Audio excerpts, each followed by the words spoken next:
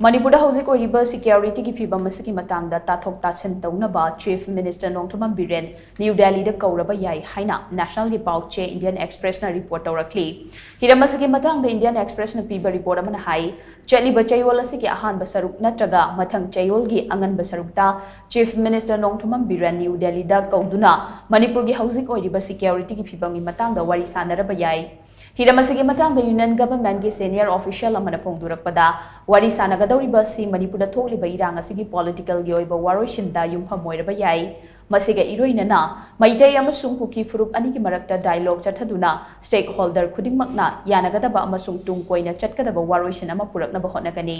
asigumba khana nainaba sida Manipur gi Chief Minister su sarukyagani loinana kuki furup ki mihut singa su wari sananaba khongthang paikhalakpa yai HOUJIK laukhalaklibba khongthang asigi ahanba pandamdi maitai amasung kuki anigi marakta ceasefire agreement taunaduna khumang chawsinba negotiation amagi framework ama sempani hairiba pandam asi lakadawriba tha khara asigi manungda thabakta onthoknaba hotnarakani hainasu senior official asina Indian Express ta phongdoraki hairi panba yabadi haukiba tang 13 ta New Delhi da laiba Ministry of Home Affairs ki North Block ta Union Home Minister Amit Sahana chair lauduna Manipur da HOUJIK OIRIBA PHIVAM asigi matangda awangba thaki mifam ama pangthokpa leikrabani mifam aduda Army gi Chief yauna Manipur gi Chief Secretary Security Advisor amadi DGP su sarkyakhi